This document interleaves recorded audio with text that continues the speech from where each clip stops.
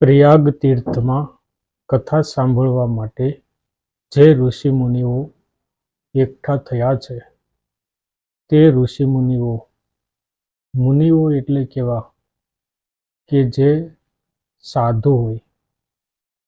સાધુના પણ લક્ષણો હોય છે. બધા જ લોકો ભક્તિ કરનારા સાધુ હોતા નથી. સાધુ થવા માટે એના કેટલાક લક્ષણો એટલે કે એના કેટલાક પોતાના પર્સનલ કહેવાય ને એવા સંસ્કારો હોય છે. તો સૌથી પહેલા સાધુ એને કહેવાય છે કે જે પવિત્ર હોય છે. પવિત્રતા સાધુની સૌથી પહેલી ઓળખ છે. પવિત્રતા ન હોય તો એને સાધુ કહેવામાં આવતો નથી. પછી સાધુ જીવ સંસાર સાગરથી મુક્ત હોય છે. જેને સંસારના કોઈ પણ ભેદ એની અંદર સાધુ વણાયેલો હોતો નથી. સાધુ સંસારથી પર હોય છે, એનાથી ઉપર સંસારથી મુક્ત હોય છે. સાધુ પોતાનું મન, વચન ને કર્મ હંમેશા શુદ્ધ રાખે છે.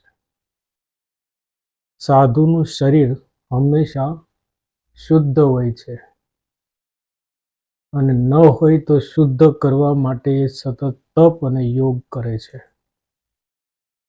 અને તપ અને યોગ કર્યા પછી એનું મન શુદ્ધ થઈ જાય છે. એને કોઈની સાથે વેર રહેતું નથી. કોઈ એના માટે દુશ્મન હોતું નથી.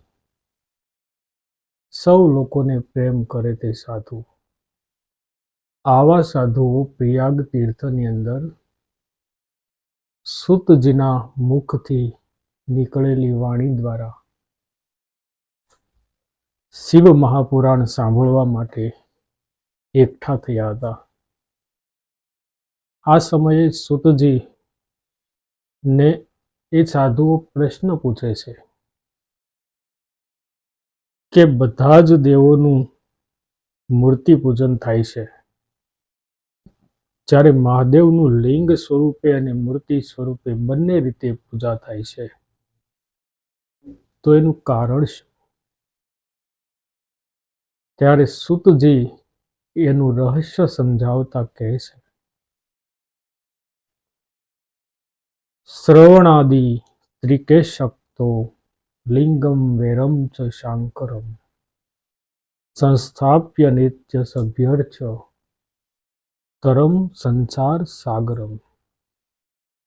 કે જે માત્ર શિવજીની મૂર્તિ અથવા લિંગનું સ્વરૂપનું દર્શન કરે છે અથવા તો એને વંદન કરે છે, એ આ વિશાળ સંસાર સાગરમાંથી મુક્ત થઈ જાય છે, એને મુક્તિ મળે છે. તમારો પ્રશ્ન જે છે ને એ પ્રશ્ન બહુ ગાઢ પ્રશ્ન છે. દિવ્યતાથી ભરેલો હોય તેવો પ્રશ્ન છે અને તેનો ઉત્તર દરેક લોકોને મળતો નથી. મહાદેવ અન્ય દેવો કરતા ઘણા બધા અલગ પ્રકારના દેવ છે. અન્ય બધા દેવો છે ને એ જીવરૂપ છે. જીવરૂપ એને કહેવાય કે જેને જન્મ ધારણ કરવું પડે અને એનું મૃત્યુ પણ આવે. જન્મે અને મરે એને જીવરૂપ કહેવાય. જ્યારે શિવ મહાદેવ તો બ્રહ્મ સ્વરૂપ છે, જેનો કોઈ જન્મ નથી. શિવલિંગ છે ને એ પ્રતીક સ્વરૂપે પૂજાય છે. એ શિવજીનું નિરાકાર સ્વરૂપ છે, જેનો કોઈ આકાર નથી. આગળ કથામાં આવશે કે બ્રહ્મા અને વિષ્ણુની વચ્ચે વિવાદ થયો, ભયંકર યુદ્ધ થયું અને બંનેને અહંકાર આવ્યો એ અહંકારને મારવા માટે શિવ પોતે સાકાર સ્વરૂપે દર્શન આપે છે. એ રીતે માત્ર એ સાકાર સ્વરૂપે થાય છે. બાકી શિવનું સ્વરૂપ હંમેશાને માટે નિરાકાર છે. શિવ છે ને કલા રહિત દેવ છે, જેને કોઈ કલા સ્પર્શતી નથી. કોઈ કલા પ્રત્યે એને સ્વાર્થ થતો નથી. કોઈ કલા પ્રત્યે એને લાગણી કે મોહ થતો નથી. કલા મુક્ત સ્વરૂપ છે. બીજું શિવ નિર્ગુણ છે, જેને સારા, નબળા, મધ્યમ કોઈ પ્રકારના ગુણો નથી. એકદમ નિર્ગુણ છે, શૂન્ય છે, કે જેને તમે કોઈ ગુણ સ્વરૂપે ઓળખી ન શકો.